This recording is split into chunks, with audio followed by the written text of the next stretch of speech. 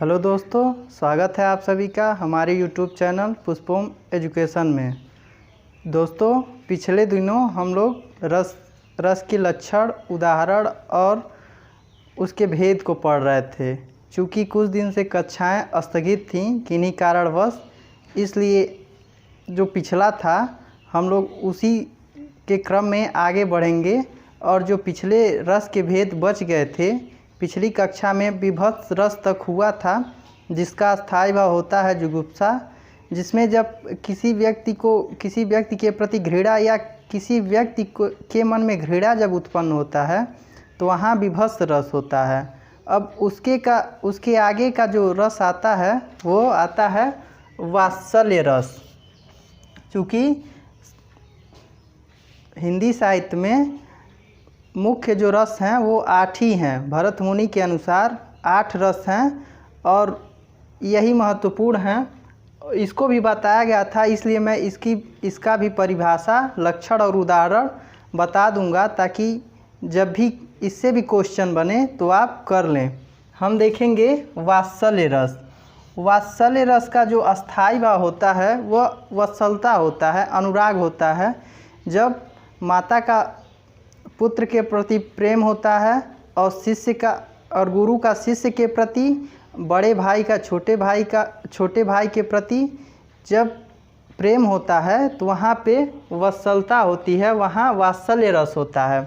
परिभाषा हम देखेंगे कि इसका वात्सल्य रस का अस्थायी भाव वत्सल्यता या अनुराग होता है।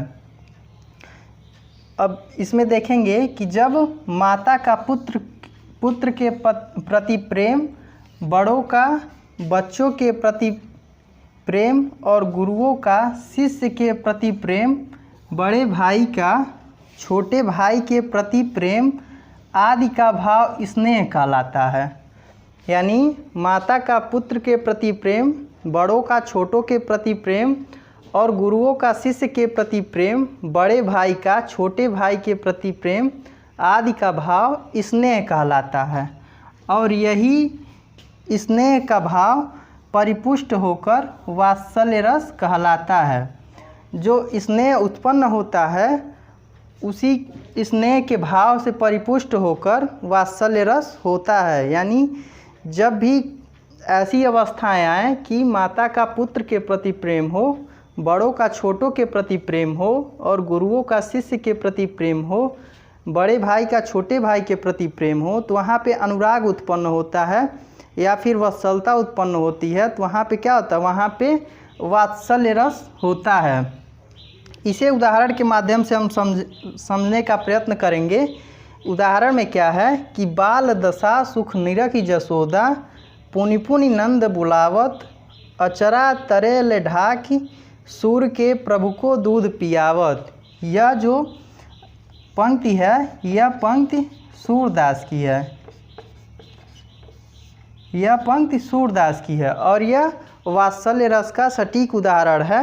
यानी बाल दशा सुख निरखि जसोदा, यानी बाल यानी श्री कृष्ण को कह रही हैं। बाल दशा यानी बालक के दशा को, बालक दशा सुख निरखि जसोदा, यानी निरख का मतलब होता है देखना। यानी जो श्री कृष्ण हैं उनके बालपन का वर्णन हो रहा है कि उनके जब वो छोटे रहते हैं तो उनको देख करके जसोदा पुनि पुनि नंद बोलावत, यानी उनके सौंदर्य को देख करके, उनकी सुंदरता को देख करके जसोदा और नंद बार बार उन्हें अपने पास बुलाते हैं।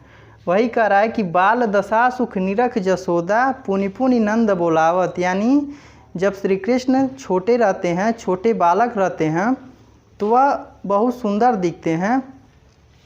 तो उनकी सुंदरता को निरख करके, उनकी सुंदरता को देख करके जसोदा और नंद बार बार उनको अपने पास बुलाते हैं। और फिर पुनि पुनि नंद बुलावत, माने बार बार नंद और जसोदा उनको अपने पास बुलाते हैं। अचरा तरे ले ढाक, सूर्य के प्रभु को दूध पियावत, यानी जो उनकी माता हैं उनको आंचल में ढक करके और सूर्य के प्रभु, यानी जो सूर्य के प्रभु श्री कृष्ण हैं, उनको दूध पिलाती हैं। तो यहाँ पे क्या हो रहा है? यहाँ पे माता का पुत्र के प्रति प्रेम उत्पन्न हो रहा है। तो यहाँ पे क्या होगा, यहाँ पे होगा वात्सल्य रस। परिभाषा में दिया गया है कि जब माता का पुत्र के प्रति प्रेम, बड़ों का छोटों के प्रति प्रेम और गुरुओं का शिष्य के प्रति प्रेम, बड़े भाई का छोटे भाई के प्रति प्रेम आदि का भाव स्नेह कहलाता है। और यही स्नेह का भाव परिपुष्ट होकर वात्सल्य रस कहलाता है, जिसका यह सटीक उदाहरण है कि बाल दशा सुखनिरक जसोदा पुनि पुनि नंद बोलावत अचरा तरेल ढाक सूर के प्रभु को दूध पियावत। यानी इसमें श्री कृष्ण के बालपन का वर्णन है और श्री कृष्ण की जो माता रहती हैं जसोदा, यहाँ पे माता का पुत्र के प्रति प्रेम अनुराग उत्पन्न हो रहा है। तो जहाँ पर ऐसी दशा का वर्णन हो वहाँ पे वात्सल्य रस होता है। अब अगला रस हम देखेंगे भक्ति रस। भक्ति रस, इसका जो अस्थाई भाव होता है वह होता है अनुरक्ति। हम इसकी परिभाषा समझेंगे कि इस रस में ईश्वर की अनुरक्ति और अनुराग, इस रस में ईश्वर की अनुरक्ति और अनुराग का वर्णन होता है। अर्थात इस रस में ईश्वर के प्रति प्रेम का वर्णन किया जाता है। और इसका जो अस्थाई भाव होता है, इसका अस्थाई भाव होता है अनुराग।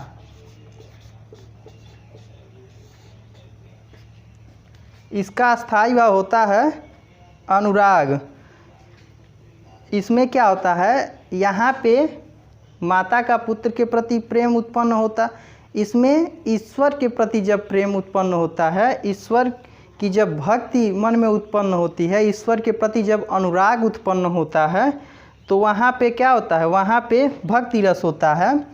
कह रहा है कि इस रस में ईश्वर की अनुरक्ति और अनुराग का वर्णन होता है। अर्थात इस रस में ईश्वर के प्रति प्रेम का वर्णन किया जाता है।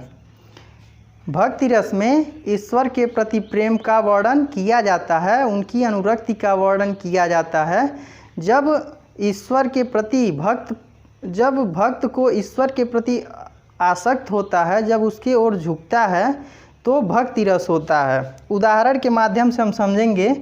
तुलसीदास की विनय पत्रिका का यह पंक्ति है कि एक भरोसो एक बल एक आस विश्वास, एक राम घनश्याम हित चातक तुलसीदास। यानी एक भरोसो एक बल एक आस विश्वास, एक राम घनश्याम हित चातक तुलसीदास। जो तुलसीदास की विनय पत्रिका है, उसमें सारे जो पद रखे गए हैं वो राम से निवेदना के रूप में रखे गए हैं। यानी तुलसी एक निवेदक के रूप में राम से कहते हैं कि एक भरोसो एक बल एक आस विश्वास। यानी एक भरोसा एक बल, एक ही सहारा और एक ही आस और विश्वास। माने जो श्री राम पे है, एक राम घनश्याम हित चातक तुलसीदास। यानी जो तुलसीदास रहते हैं वो श्री राम को कहते हैं कि आप ही मेरे विश्वास हैं, आप ही मेरे सहारा हैं, आप ही पे भरोसा है और आप ही का जो सहारा है वो मुझे है। वही कह रहे हैं कि एक भरोसो एक बल एक आस विश्वास, एक राम घनश्याम हित चातक तुलसीदास। जिस प्रकार चातक पक्षी स्वाति के बूंद की प्रतीक्षा करता है, उसी प्रकार तुलसी कहते हैं कि हे ईश्वर, मैं आपकी भक्ति करता हूँ कि आप ही आप ही का एक भरोसा है, आप ही सहारा हैं और आप ही का जो बल है वो मुझे है। यानी जिस प्रकार स्वाति के नक्षत्र की प्रतीक्षा चातक पक्षी करता है, उसी प्रकार श्री राम को स्वाति का बूंद समझते हैं, स्वाति नक्षत्र का बूंद समझते हैं तुलसीदास, और अपने को चातक पक्षी, और यही उपमा दे करके ये इस बात को कहते हैं। तो यहाँ पर जब ईश्वर की भक्ति की जा रही हो, जहाँ पर ईश्वर की भक्ति की जाए या भक्त के मन में ईश्वर के प्रति अनुरक्ति या अनुराग उत्पन्न हो, वहाँ पे होता है भक्ति रस, वहाँ पे होता है भक्ति रस। आशा है कि यह रस का जो टॉपिक है आपको समझ में आ गया होगा। यदि कुछ भी चीज़ें न समझ में आए तो हमें कमेंट के माध्यम से सूचित करें ताकि उसे और अच्छे तरीके से बताया जाए। अब जो यहाँ तक भक्ति रस तक ही, जितने यहाँ तक आज का टॉपिक ख़त्म होता है। अब इसके आगे जो भी रस है वो उतना महत्वपूर्ण नहीं है। यहाँ तक जो महत्वपूर्ण चीज़ें थी वो आपको बता दी गई हैं। आप पिछले वीडियो को निरंतर देखेंगे और इसे समझने का प्रयत्न करेंगे। चूँकि पिछले कई दिनों तक कक्षाएं नहीं चली हैं, स्थगित थीं, इसलिए आप एक बार पुनः जो रस का टॉपिक था उन सारे वीडियो को देखते हुए आगे बढ़ेंगे और आज की कक्षा को भी देखेंगे। तभी आपको सारी चीज़ें क्लियर होंगी और आप समझ जाएंगे। आज की कक्षा यहीं पे समाप्त होती है और आज का ये जो टॉपिक था रस के भेद, लक्षण और उदाहरण, ये भी ख़त्म होता है। अब हम अगले दिन मिलेंगे किसी नए टॉपिक के साथ जो आपके लिए लाभकारी हो और परीक्षाओं की दृष्टि से महत्वपूर्ण हो। उसके साथ हम अगले दिनों अगली कक्षा में मिलेंगे। आज के लिए इतना ही। आप वीडियो को लाइक करेंगे और चैनल को सब्सक्राइब करेंगे। जो भी चीज़ें आपको समझ में न आए उसे कमेंट के माध्यम से हमें बताने का कष्ट करेंगे। और आज के लिए इतना ही। धन्यवाद।